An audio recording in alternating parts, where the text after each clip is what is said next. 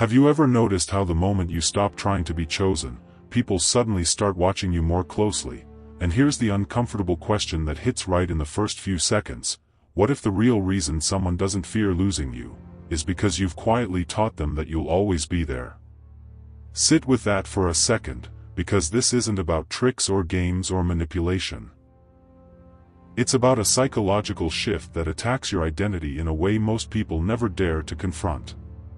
What if the problem was never that you weren't enough, but that you were too predictable, too emotionally available, too easy to place in their mental routine? And if that's true, then the fear isn't about losing them, it's about losing yourself, and once you feel that, you can't unfeel it.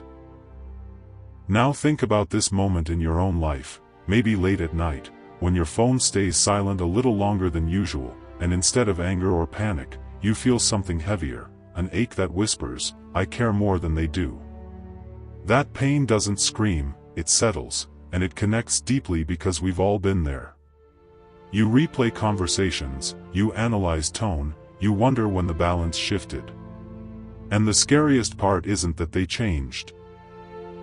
It's that you changed first, slowly, without noticing, shrinking your world around one person. But here's the curiosity that should keep you listening. What if jealousy doesn't begin when someone else enters the picture, but when you quietly exit your own center? There's a psychological truth people rarely talk about because it's uncomfortable. The human mind doesn't obsess over what it fully understands. It obsesses over gaps, over missing information, over emotional patterns that suddenly stop making sense.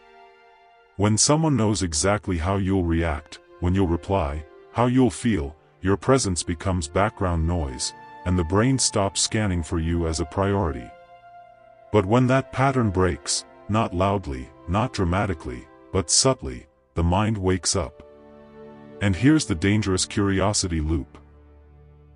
What kind of person doesn't need to announce their importance, yet still feels heavy when they're gone? Imagine two people sitting in the same room. One is restless, checking their phone, searching for validation in every notification. The other sits still, calm, unbothered, present but not reaching. Which one feels more powerful? Which one makes you wonder what's going on inside them? The psychology is simple but brutal. Emotional control signals inner value, and inner value triggers fear of loss. But don't jump ahead yet, because the mistake most people make right here destroys everything, and I'll tell you why before the end. Let's talk about attention, not as a currency you spend, but as a signal you emit. When your attention is always on, always accessible, always reassuring, it loses weight.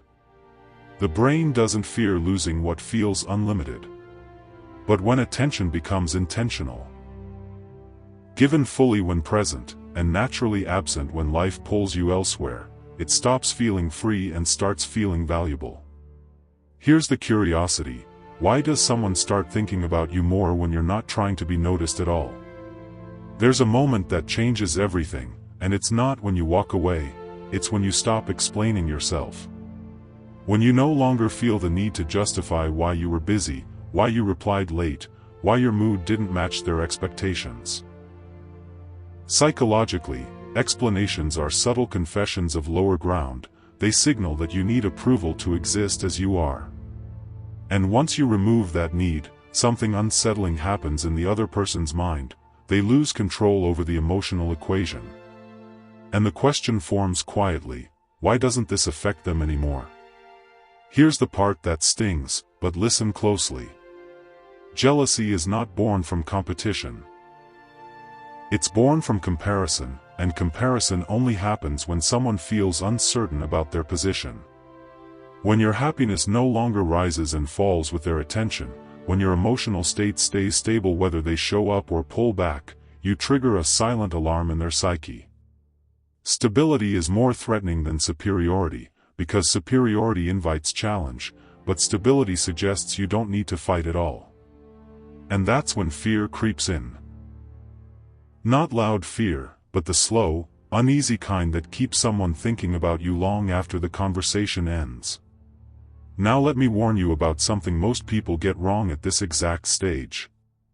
They mistake emotional restraint for coldness. They think silence means disappearing, distance means disrespect, and unpredictability means playing games. That's where everything collapses. Because true psychological weight doesn't come from absence alone, it comes from meaningful presence first. If your presence never mattered, your absence won't either. And that realization hurts, but it's also freeing, because it tells you exactly where the real work begins. Think about the last time you were around someone who didn't overshare, who didn't narrate their emotions, who didn't ask for reassurance. Not rude. Not distant. Just grounded. Didn't that make you curious? Didn't it make you lean in mentally, even if you didn't realize it? The mind fills silence with stories, and when you stop handing people the script of your inner world, they start writing their own versions of you. That's not manipulation, it's human psychology responding to mystery. Here's an emotional peak that might hit harder than expected. Most people aren't afraid of losing you, they're afraid of losing the version of you that made them feel central. And the moment you take yourself back, the moment your life regains direction, focus, and quiet momentum, that fear wakes up. Not because you changed to provoke it, but because you changed to survive. And that's the difference between power and performance. You see, the deepest form of jealousy isn't loud. It doesn't explode in accusations or questions. It shows up as subtle shifts, more attention, more checking, more curiosity about your world. It's the mind trying to close a gap it didn't expect to open. And here's the next curiosity loop. Why do people feel most threatened? Not when you show them how much you want them, but when you show them you'll be okay without them? Let's go deeper. When you stop tying your mood to someone else's behavior, when your energy remains consistent regardless of their availability, you remove the reward system they unconsciously relied on. They can no longer predict how to win you. And unpredictability, real unpredictability born from a full life, not tactics, creates obsession.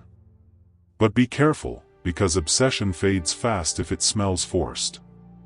The psychology only works when it's a side effect of growth, not the goal itself. Here's another hard truth most people don't want to hear. If your entire sense of direction lives inside one relationship, that relationship becomes your identity, and identities that small are easy to ignore. But when your identity grows through purpose, discipline, self-respect, your presence gains gravity. People don't chase gravity, they orbit it. And that orbit creates comparison, insecurity, and yes, jealousy, without you saying a single word. And now, the warning I promised earlier. The moment you start monitoring their reactions, scanning for signs that it's working, you lose the psychological high ground. Because the real shift happens when you stop watching and start living. Jealousy works best when the other person is chasing clarity and you're chasing your own alignment. The instant you need proof, you give your power back. So ask yourself this, and don't answer quickly. Are you trying to be chosen, or are you becoming someone who doesn't need to be? Because the darkest secret here isn't about making anyone jealous, it's about realizing that jealousy is a mirror, and it only reflects the strength you finally decide to build within yourself. And what happens next, when someone realizes they can't control your emotional world anymore? That's where the story truly shifts. Because when someone realizes they can no longer reach inside your emotional world and pull the strings the way they used to, something deeply unsettling happens in their mind. Control doesn't vanish loudly, it dissolves quietly, and quiet losses are the ones the brain obsesses over the most. They don't announce it, they don't confront it, but internally a question keeps looping. When did I stop being the center of this person's gravity? And that question has no quick answer, which is exactly why it keeps growing. There's a strange moment that often goes unnoticed, a moment where the dynamic flips without a single argument or goodbye. It's when you start responding instead of reacting. When something disappoints you and you don't rush to fix it, explain it, or soften it with emotion. You simply acknowledge it and move forward. Psychologically, this creates friction, not conflict, but resistance, and resistance forces awareness. The other person starts feeling a subtle loss of influence, and influence, once tasted, is hard to let go of. The curiosity deepens here. Why does calm acceptance feel more threatening than anger ever did? Most people believe jealousy erupts when you show interest elsewhere, but that's a surface misunderstanding. The deeper truth is that jealousy ignites when your emotional economy becomes closed, when access to you feels earned, not guaranteed. When your time feels selective, not withheld, but allocated. And the mind hates closed systems it doesn't control. It starts scanning for meaning, for signs, for explanations that you're no longer offering. And in that silence, imagination does its most dangerous work. Let me say something that may sting, but it needs to be said. When you were constantly available, constantly reassuring, constantly explaining yourself, you weren't building connection, you were building predictability. And predictability feels safe, but it never feels urgent. The brain doesn't panic over what feels secure, it panics over what feels uncertain but valuable. That's the emotional contradiction that fuels jealousy. Safety doesn't create obsession. Possibility does. Now imagine this: someone cancels plans with you, and instead of disappointment written all over your voice, you simply adjust, without bitterness, without complaint, without chasing reassurance. On the surface, it looks like nothing. But underneath, it disrupts a long-standing pattern. The other person expected emotional weight, expected consequence, expected proof of importance. When it doesn't come, the mind fills the gap with doubt. Why wasn't this a big deal to them? And doubt is the doorway to jealousy. Here's where most people sabotage everything. They confuse unpredictability with inconsistency. Real unpredictability is grounded, inconsistency is chaotic. One comes from a stable inner life, the other from emotional turbulence. And the human brain can feel the difference instantly. Chaos repels. Stability with edges attracts. So if your behavior feels erratic, moody, or performative, the magic collapses. But when your emotional frame stays intact, when your values, tone, and self-respect remain consistent, every small shift feels intentional, even if it isn't. There's a silent signal that carries more psychological weight than any words ever could, and that's boundaries expressed through action. Not lectures. Not ultimatums. Just quiet removal from situations that don't align with you.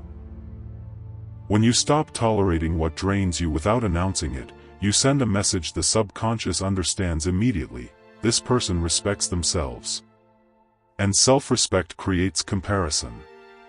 Comparison breeds insecurity. Insecurity, when mixed with attachment, becomes jealousy. Here's the emotional truth that hits hardest for many people: you don't lose attraction by caring, you lose attraction by abandoning your own center while caring. When your emotional highs and lows become dependent on someone else's behavior, you hand them leverage. And leverage dulls desire over time. But when your inner state remains steady, when your life keeps moving forward regardless of who stays or leaves, you stop being something to manage, and start being something to consider. Now pause and ask yourself this, because it matters more than anything else in this story. Are you changing your behavior to provoke a reaction, or are you changing your life to protect your peace? Because the psychology only works in the second case. The moment jealousy becomes your goal, you step back into need. And need is loud. It leaks through tone, timing, and energy. People may not consciously detect it, but they feel it. And what's felt is remembered.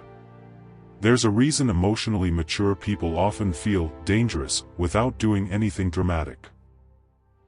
It's because they don't negotiate their worth. They don't chase clarity. They don't force connection. They allow space without resentment and presence without attachment. And that balance unsettles people who rely on control to feel secure. The curiosity grows here. Why does someone start investing emotionally only when they realize you're not dependent on their investment? Let's talk about the final shift, the one that changes everything internally. When you stop asking, how do I make them feel something, and start asking, how do I become someone who feels whole? The energy changes instantly. Your voice steadies. Your decisions sharpen. Your time becomes intentional. And without realizing it, you move from being an option to being a reference point. People don't fear losing options. They fear losing anchors. And here's the quiet, uncomfortable realization most never reach: jealousy is not proof of love. It's proof of perceived value under threat. When someone senses that your value no longer depends on their validation, their nervous system reacts. Not because they suddenly care more, but because they suddenly control less. And loss of control is one of the deepest human fears. So if you're listening to this hoping to trigger jealousy, pause. That desire itself is a signal that you've been looking outward for power. The real shift happens when you stop needing that response altogether. Because the moment you genuinely don't need to be chosen, watched, or feared to feel complete, that's the moment people start sensing something they can't explain. And what they can't explain, they can't ignore. And in the next part, we're going to talk about the most dangerous mistake people make after this shift, the moment when attention returns, curiosity spikes, and everything feels like it's working. And how one wrong move can collapse all of it instantly, without warning, without recovery.